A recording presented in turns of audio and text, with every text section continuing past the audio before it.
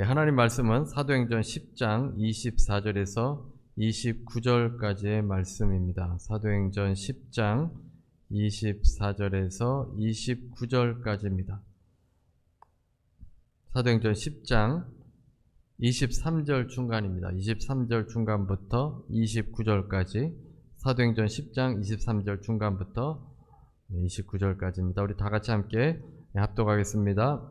이튿날 일어나 그들과 함께 갈새 요빠에서 온 어떤 형제들도 함께 가니라. 이튿날 가이사랴에 들어가니 고넬료가 그의 친척과 가까운 친구들을 모아 기다리더니 마침 베드로가 들어올 때에 고넬료가 맞아 발 앞에 엎드려 절하니 베드로가 일으켜 이르되 일어나서라 나도 사람이라 하고 더불어 말하며 들어가 여러 사람이 모인 것을 보고 이르되 유대인으로서 이방인과 교제하며 가까이 하는 것이 위법인 줄은 너희도 알거니와 하나님께서 내게 지시하사 아무도 속되다 하거나 깨끗하지 않다 하지 말라 하시기로 부름을 사양하지 아니하고 왔노라. 묻노니 무슨 일로 나를 불렀느냐.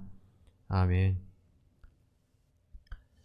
황서룡 선교사님께 선교 편지가, 황서룡 선교사님에게서 선교 편지가 왔습니다. 모르시는 분들도 계실 텐데, 황서룡 선교사님은 자카르타 국제대학에서 이제 교수로 티칭 사역을 하고 계시고, 우리 교회 파송 선교사입니다. 메릴랜드 주립대에서 PhD를 받아서 터키의 에게대학에서 사역을 하려다가 정부에서 허가를 내주지 않아서 인도네시아로 사역지를 옮겼고, 이용규 선교사님이 세운 대학에서 학생들을 가르치는 사역을 하고 있습니다. 조금 읽어드리겠습니다. 한 달 후에 새 학기가 시작인데요. 새로운 과목 3개를 맡게 되어 지난 학기 마무리하자마자 바로 새 과목 강의 준비를 시작합니다. 정말 밤이고 낮이고 이 일에만 매달려 하고 있는데 생각보다 시간이 많이 드는 작업이네요. 세 과목 각각 16주의 강의를 준비하려니 끝이 없네요. 개강은 이제 한 달 앞으로 다가왔는데 정말 죽을 맛이에요. 시간 압박과 스트레스 속에서 매일 붙들고 하고 있는데 걱정이 앞서네요. 이제 2학기를 마쳤는데 뒤돌아보면 정말 감사한 게 많아요. 작년 2월에 목사님께서 사역지를 옮겨보는 것이 어떻겠냐고 하신 것이 계기가 되어 제가 생각하지도 못한 삶을 지금 살아가고 있잖아요. 터키에서 나오고 비자가 닫혔어요. 그 생각만 하면 정말 소름이에요. 제가 먼저 나오는 일이 없었다면 저는 작년 7월 비자 갱신 때 거절되고 터키를 떠나야 하는 상황이 되었을 거예요. 이제는 매년 1년씩 비자를 주던 것이 없어지고 자기 명의의 집이 있어 거주하는 사람이나 학생 비자 발급 대상자들만 남게 되었다고 하더라고요. 작년에 그렇게 닫힌 비자가 지금까지 계속되고 있고 그렇게 될 것을 미리 아시고 저의 일터를 옮겨주신 것을 생각하면 그저 감사해요.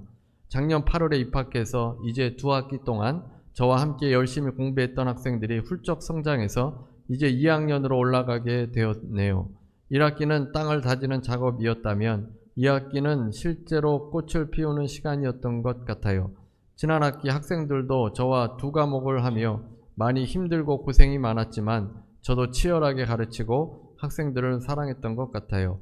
마지막 수업을 마치고 방에 들어오는데 갑자기 꺽꺽 목이 메이더라고요.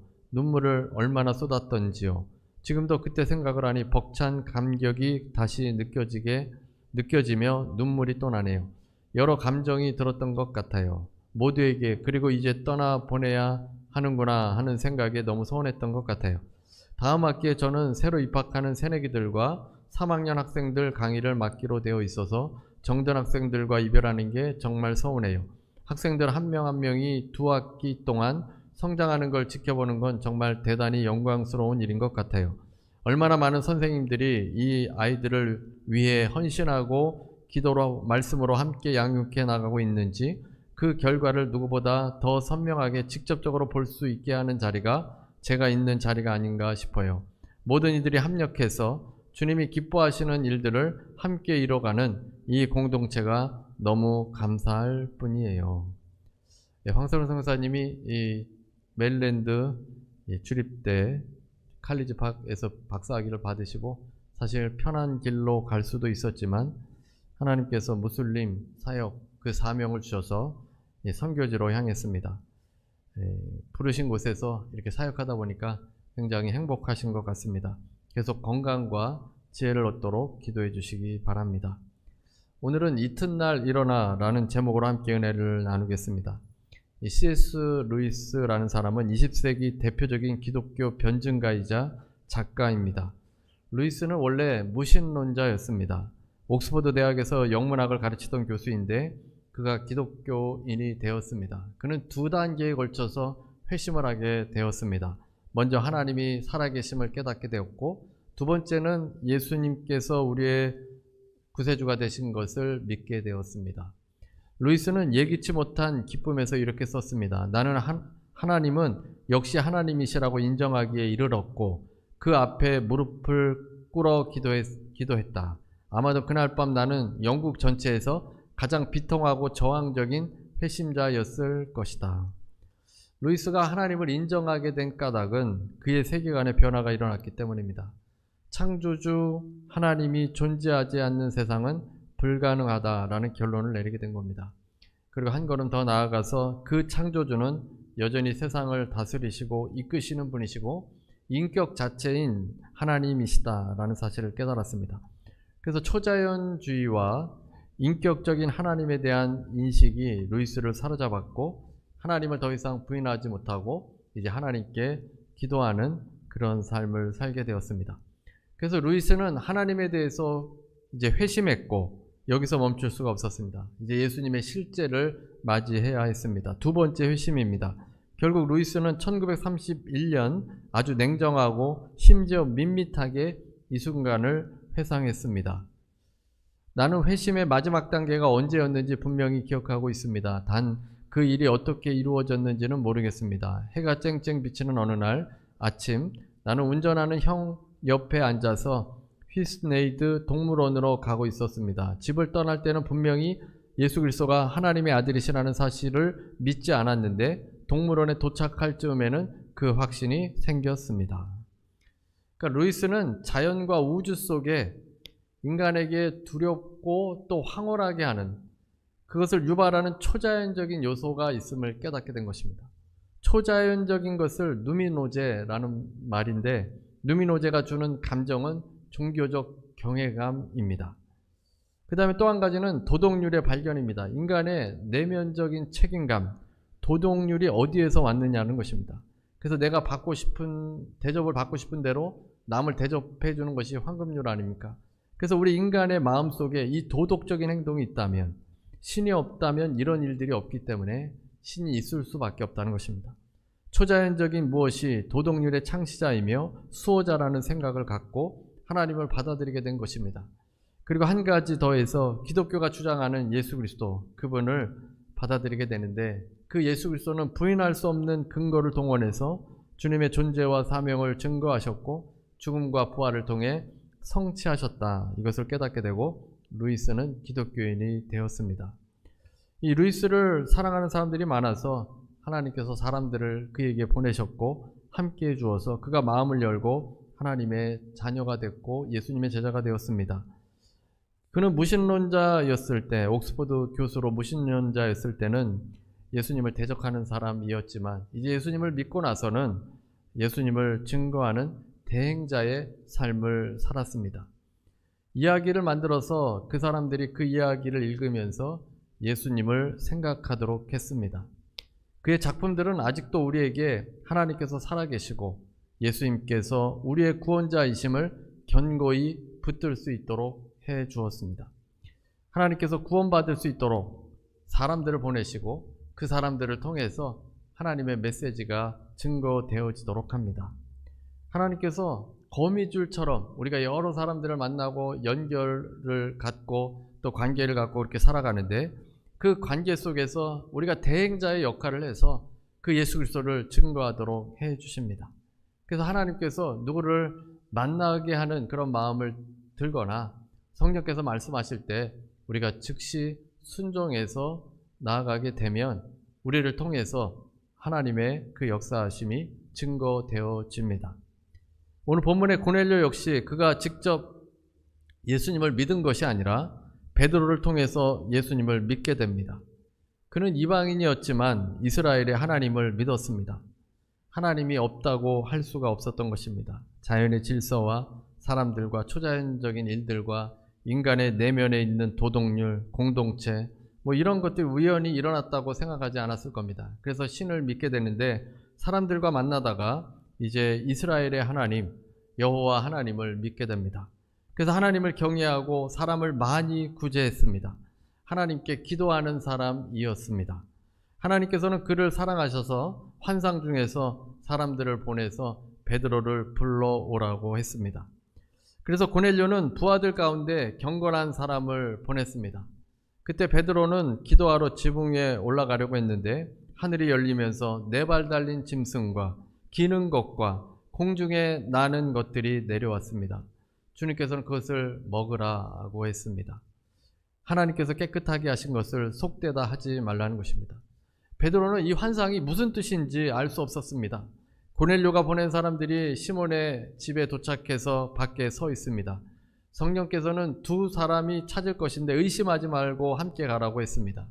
그러니까 베드로가 이 환상을 보는 중에 고넬료가 보낸 사람들이 이제 집 앞에 서 있었던 겁니다. 베드로는 그들을 받아들여서 유숙하게 하고 이튿날 그들과 함께 가이사랴로 들어갔습니다. 그곳에는 고넬료가 그의 친척과 가까운 친구들을 모아서 기다리고 있었습니다. 베드로가 들어갈 때 고넬료가 발 앞에 엎드렸습니다. 베드로는 자신도 사람이라고 하면서 일어나라고 했습니다. 그러면서 베드로가 이런 말을 했습니다.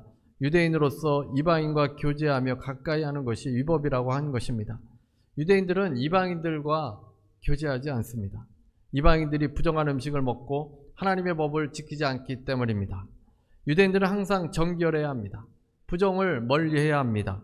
이방인들은 부정한 사람들이기 때문에 그들과 교제를 하면 언클린, 부정하게 된다라고 생각을 했습니다. 부정해지면 이 정결의식을 행해야 하기 때문에 이방인들을 항상 경계한 것입니다. 하나님께서 베드로에게 환상을 보여 이방인인 고넬료의 일행을 받아들이고 그들과 함께 하라고 했는데 그들은 곧 이방인들이었던 것입니다. 사도행전 10장 28절 말씀입니다. 이르되 유대인으로서 이방인과 교제하며 가까이 하는 것이 위법인 줄은 너희도 알거니와 하나님께서 내게 지시하사 아무도 속되다 하거나 깨끗하지 않다 하지 말라 하시기로. 이 이방인들도 유대인들이 자신들과 교제하는 것이 위법인 줄을 알고 있는 겁니다. 그러나 하나님께서 지시하셔서 고넬료는 사람을 보냈고 베드로는 주님의 지시를 따라서 오게 된 것입니다.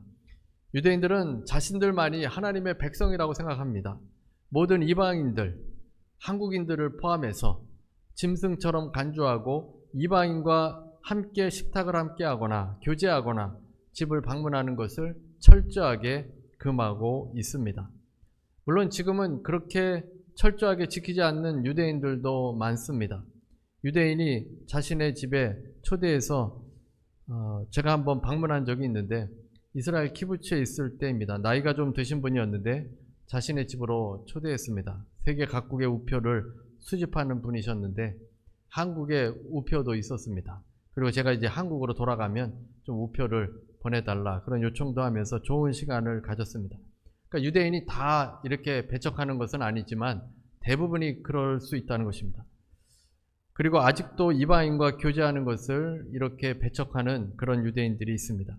시험화 교육으로 유명한 현영수 교수는 유대인 학교에서 자신을 받아주지 않아서 수차례 시도했지만 실패했다고 했습니다. 실력이 부족해서가 아니라 다른 여건이 문제가 아니라 이방인이기 때문에 이 전통적인 유대인 대학에서는 받아주지 않는 것입니다.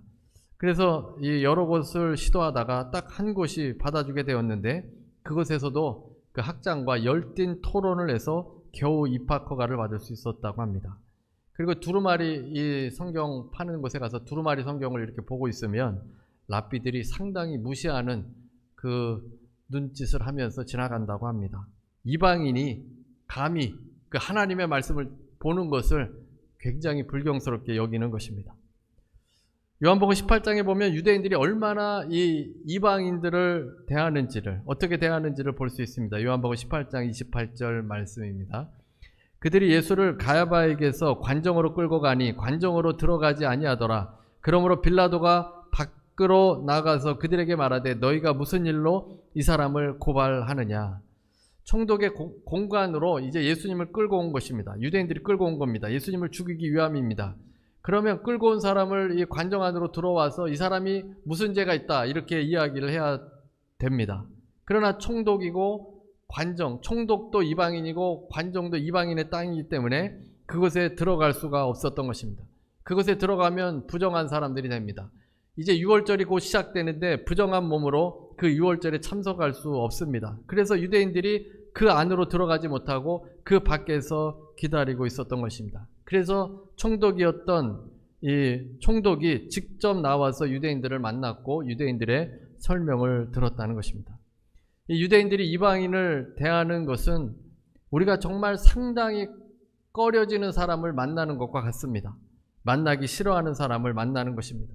부정한 사람, 같이 있으면 나에게 해가 되는 사람, 그런 불편한 사람, 그런 사람을 유대인들이 이방인을 그렇게 대한다는 것입니다. 편하게 같이 식사할 수 없는 그런 사람들입니다. 그래서 유대인의 배타성은 지금보다 사실 이 성경이 쓰여졌을 때는 더 심각했습니다. 1세기 때는 잘 살고 행복하고 이런 것이 최고의 가치가 아니라 명예가 최고의 가치였습니다. 명예를 따라 목숨도 바칠 수 있는 때였습니다. 그래서 전통과 관습이나 이런 것을 소중히 여기던 때였기 때문에 유대인들은 그 전통을 지켜서 이 언클린, 클린, 부정한 것, 정한 것 이것을 딱 구별해서 살기를 원하는 것입니다. 베드로가 고넬료를 만나는 일은 결코 쉬운 일이 아니었다는 것입니다. 그러나 베드로는 주님의 명령이기 때문에 이튿날, 그 다음날, 즉시 그 다음날 일어나서 함께 갔습니다. 베드로는 절대적으로 이 성령의 음성에 순종한 것입니다. 고넬료를 만나는 문제가 단순한 문제가 아니었던 것입니다. 유대인들의 비난을 받게 되고 유대인들에게 욕을 먹을 수 있습니다.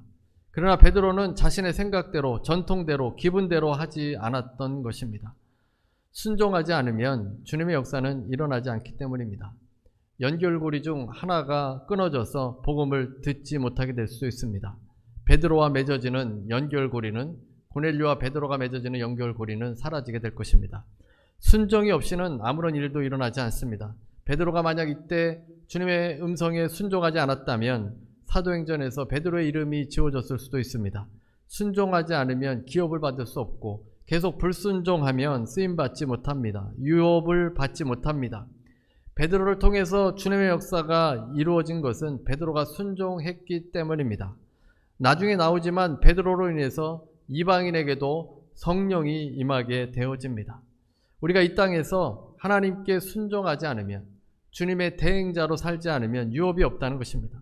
주님께서는 사람을 통해서 일하시는데 순종하지 않으면 우리를 통해서 그 하나님의 놀라운 일들이 일어나지 않게 되어집니다. 하나님께서는 모세를 부르셨습니다. 80세 빈털터리였던 모세를 하나님의 대행자로 쓰시기 위해서 그를 불렀습니다. 광야에 다 무너져 있는 그 모세를 만나신 것입니다. 모세는 신을 벗으면서 가시떨기 나무에서 하나님을 만났습니다. 그리고 하나님께서는 모세를 이집트로 보내려 하셨습니다. 이집트에서 이스라엘 백성들이 노예로 살면서 고통을 당하였기 때문입니다. 히브리의 아기가 태어나도 나일강에 던져졌습니다. 이집트의 바로는 이스라엘 숫자가 너무 증가하다 보니까 인구 억제 정책을 쓴 것입니다. 그래서 이스라엘 백성들이 중노동을 하면서 하나님께 탄식하고 부르짖었습니다. 그들의 탄식이 하나님께 받아들여져서 하나님을 대신해서 이스라엘 백성들을 이끌어 줄 수 있는 사람이 필요했던 겁니다. 그 사람이 바로 모세입니다. 모세를 사용하셔서 이스라엘의 대행자로 보내셨습니다. 그때 하나님께서 이스라엘을 보내기 전에 훈련을 시키는데 지팡이를 땅에 던져서 그 지팡이가 뱀이 되게 하고 그 훈련을 통해서 모세가 하나님의 대행자 역할을 온전히 감당하도록 하려고 했습니다. 왜 뱀이겠습니까? 뱀은 부정한 동물입니다. 율법이 아직 주어지지 않았지만 사람들이 싫어하는 동물이 뱀입니다.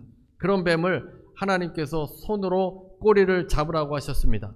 모세는 처음에 지팡이가 뱀으로 변했을 때 굉장히 무서워하며 그 자리를 피했습니다.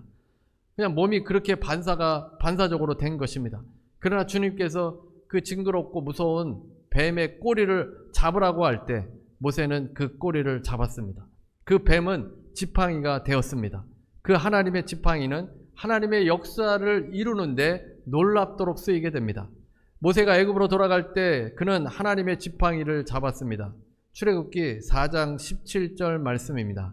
너는 이 지팡이를 손에 잡고 이것으로 이적을 행할지니라. 모세가 가진 지팡이는 기적을 행하는 지팡이인데 그 지팡이 자체가 어떤 특별한 능력이 있는 것이 아니라 모세가 하나님의 말씀대로 뱀의 꼬리를 잡는 그 순종을 했던 그 순종을 의미하는 지팡이였던 것입니다. 그래서 그 지팡이로 하나님 말씀대로 나일강을 치면 피로 변하게 되었고 그 지팡이로 땅에 티끌을 치면 이집트의 온 땅에 이가 생겼습니다. 그 외에도 수많은 기적들이 하나님의 지팡이를 통해서 놀라운 역사가 일어나게 됩니다. 그리고 그 지팡이를 들고 바다 위에 손을 내밀었을 때 홍해의 바다가 열리는 기적이 일어났습니다.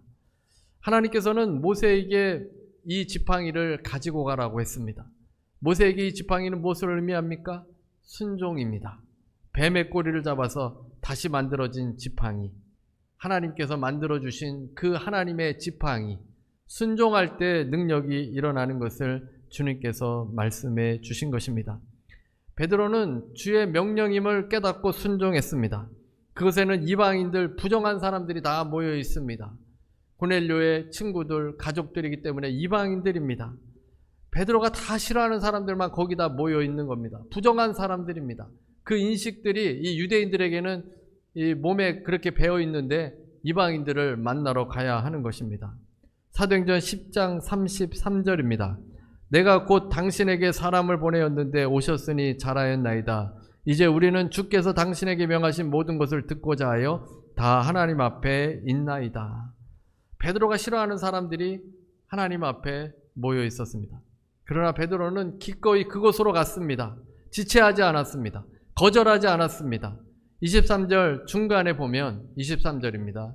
10장 23절 중간에 보면 이튿날 일어나 그들과 함께 갈새 요바에서 온 어떤 형제들도 함께 가니라.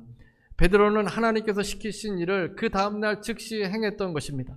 이방인들이 모여있는 것, 싫어하는 사람들이 모여있는 그곳으로 가서 복음을 증거했습니다. 여러분이 가기 싫어하는 모임이 있고 가기 싫어하는 사람들이 여러분을 부를 때도 있을 겁니다. 베드로가 아마 그런 마음이었을 겁니다. 그러나 주님께서 가라고 하면 꼭 가셔야 합니다. 이리저리 늦장 피우거나 핑계 대지 말고 주님을 믿지 않는 사람들, 어쩌면 거친 사람들이고 또 어쩌면 우리와 삶의 방식이 너무나도 다른 사람이고 정말 힘든 시간일 수 있지만 하나님께서 여러분을 보내시면 얼마든지 그곳에 가서 주님을 증거할 때 또 사랑을 실천할 때 놀라운 역사가 일어난다는 것입니다. 그곳이 어디든 주님께서 보내시면 가야 합니다. C.S. 루이스에게는 친한 친구들이 있었습니다. 반지의 제왕을 쓴 작가로 유명한 J.R.R. 돌킨입니다. 그는 루이스가 기독교인이 안 되는 것을 굉장히 애달라 했습니다. 또 다이튼이라는 교수가 있었습니다. 이들은 작정하고 이 루이스와 끝장 토론을 하기로 했습니다. 저녁을 먹고 산책을 하고 이제 대화를 하기 시작합니다. 예수님을 믿으라는 그 대화를 계속 하는 겁니다. 대화가 끝이 나지 않자 밤이 늦도록 대화를 했는데 새벽 3시가 되었습니다. 돌킨은 결혼했기 때문에 아내가 기다리고 있어서 새벽 3시에 집으로 가고 다이튼은 기차를 타고 가야 하는데 기차가 벌써 끊어졌습니다. 그래서 시간이 남아있기 때문에 더 남아서 루이스를 설득했습니다. 하지만 루이스는 이때 예수님을 믿지는 않았습니다. 오히려 자기의 의견을 주장하면서 하나님이 살아있지 않다, 예수님은 구세주가 아니다, 이것을 계속 이야기를 했습니다. 친구들은 끊임없이 설득했지만 소용이 없었습니다. 이 C.S. 루이스가 주로 하는 말이 이런 말이었습니다. 아무리 봄이 좋아도 동물원에 살지는 않는다. 무슨 말이냐면 하나님이 이렇게 있다 해도 굳이 예수님을 믿어야 할 필요는 없다. 굳이 동물원에 가서 살 필요는 없다. 이런 의미로 자주 이런 말들을 했다는 것입니다. 그런데 그가 이제 형과 함께 동물원에 가다가 회심을 하게 됩니다. 입버릇처럼 또 농담처럼 했던 이야기인데 하나님께서 동물원에 가는 길에 회심이 일어나도록 했습니다. 한 사람이 회심하기 위해서 하나님께서는 여러 친구들을 보내주고 또 사람들을 보내줘서 그 거미줄처럼 다 연결되고 그런 가운데 한 사람이 이제 회심하게 되는 놀라운 역사가 일어나게 됩니다. 우리들 한 사람 한 사람 사는 이유가 바로 주님의 대행자로 살기 위함입니다. 성령께서 여러분의 마음에 말씀하실 때, 여러분의 또 마음에 그런 생각이 들 때 주저하지 마시고 바로 일어나 순종하여서 하나님의 대행자로 사시는 여러분 모두가 되시기를 주님의 이름으로 축원합니다. 우리 찬송가 445장 찬송 부르시고 기도하는 시간 갖도록 하겠습니다. 그 약속 붙들고 우리가 먼저 회복돼야 합니다. 기쁨과 확신으로 성령 충만하여서 베드로와 같이 쓰임받는 인생 되게 달라고 기도하시기 바랍니다. 우리 445장 찬송 부르시고 기도하겠습니다.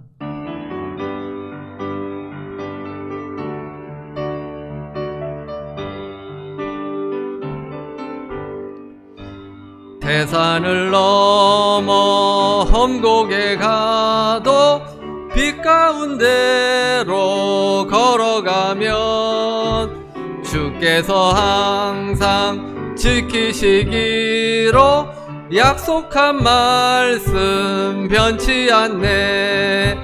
하늘의 영광 하늘의 영광 나의 맘속에 차고도 넘쳐 할렐루야를 힘차게 불러 영원히 주를 찬양하리. 캄캄한 밤에 다닐지라도 주께서 나의 길 되시고 나에게 밝은 빛이 되시니 길 잃어버릴 염려 없네. 하늘의 영광 하늘의 영광 나의 맘속에 차고도 넘쳐 할렐루야를 힘차게 불러 영원히 주를 찬양하리. 광명한 그 빛 마음에 받아 찬란한 천국 바라보고 할렐루야를 힘차게 불러 날마다 빛에 걸어가리. 하늘의 영광 하늘의 영광 나의 맘속에 차고도 넘쳐 할렐루야를 힘차게 불러 영원히 주를 찬양하리. 우리 시간에 다 같이 통성으로 한 목소리로 기도하겠습니다. 할렐루야 할렐루야 할렐루야 할렐루야. 하나님 아버지 시간에 기도합니다. 하나님 아버지 하나님 우리 가운데 임하여 주옵소서. 아버지 하나님 우리 가운데 역사하여 주옵소서. 하나님의 능력이 임할 줄로 믿습니다. 하나님의 역사가 이루어질 줄로 믿습니다. 하나님 아버지 도와주옵소서.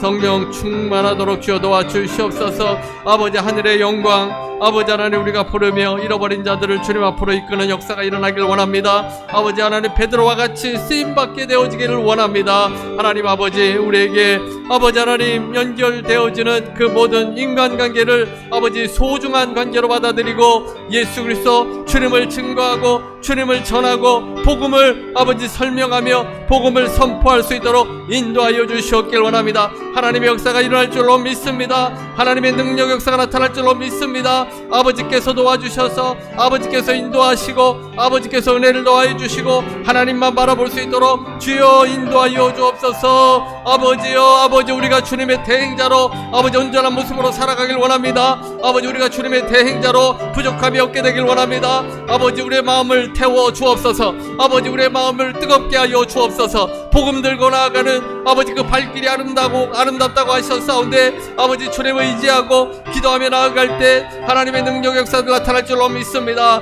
하나님의 은혜가 임하게 되어질 줄로 믿습니다. 아버지 우리가 기도하고 간구하는 아버지 기도의 제목들 하나님 다 응답받게 하여 주시고 아버지 하나님 역사하여 주셔서 하나님 무엇보다도 잃어버린 자들 아버지 예수님을 모르는 자들 아버지 하나님을 부인하는 아버지 그 사람들에게 복음 증거할 수 있도록 인도하여 주시옵소서. 주시옵소서. 하나님, 우리의 마음이 아버지 어디에가 있습니까? 아버지, 우리가 대행자임을 잊지 않게 하여 주시고, 하나님의 지팡이를 가지고 능력을 행했던 모세와 같이 아버지 우리 순종하며 나아갈 수 있게 하여 주시고, 순종하며 주님께 나아감으로 인해서 아버지 순종함으로 사람들에게 나아감으로 인해서 아버지 우리의 기도와 아버지 우리의 행동과 아버지 우리의 삶을 통해 아버지 놀라운 능력이 나타나게 하여 주시고, 아버지 사람들이 아버지 주님께로 나오는 놀라운 역사들 일어나게 하여 주시옵길 원합니다. 하나님, 이 마지막 때에 아버지 마귀의 계계로 인해서 어려움을 당하고 있습니다. 하나님, 점점 더 주님으로부터 멀어지는 시대 가운데 있습니다. 자녀들도 아버지 하나님 주님께로 나오기를 원합니다.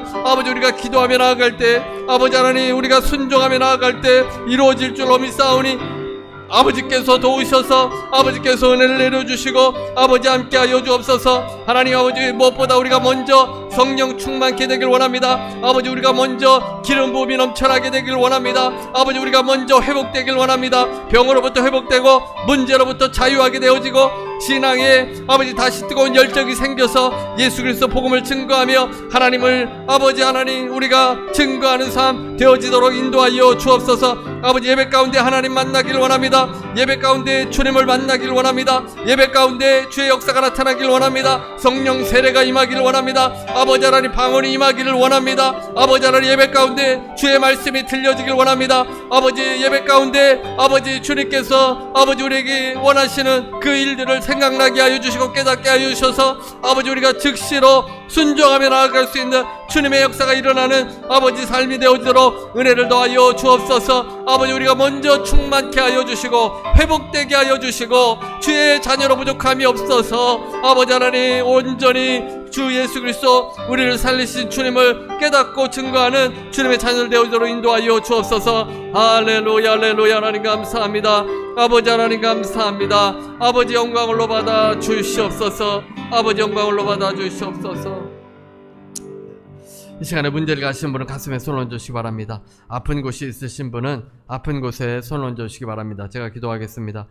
은혜로우신 하나님 감사합니다. 베드로가 주의 말씀에 순종하여 그가 이튿날 일어나 고넬료에게로 가서 이방인에게 복음을 증거하게 되는 것을 보게 되었습니다.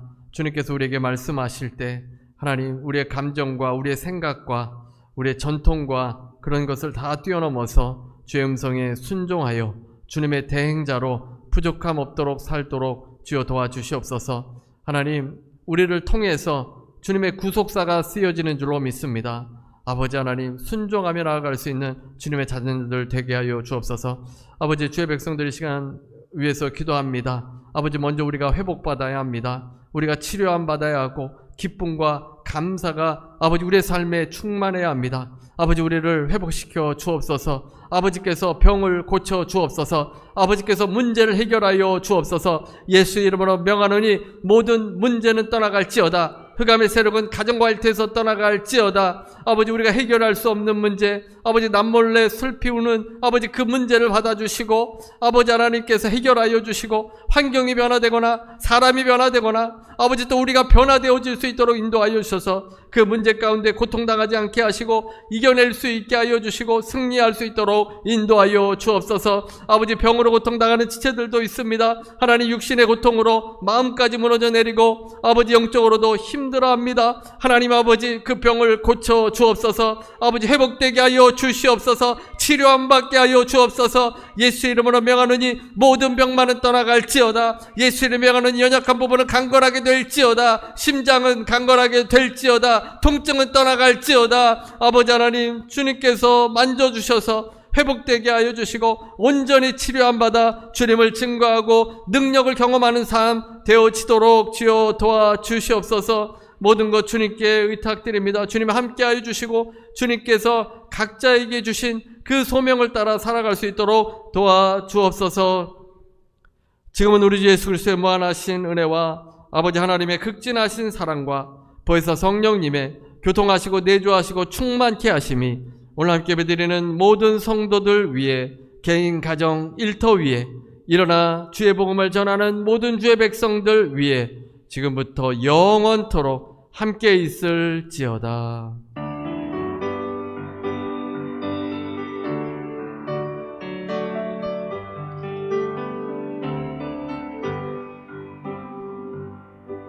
하나님께 감사의 박수 드리시겠습니다.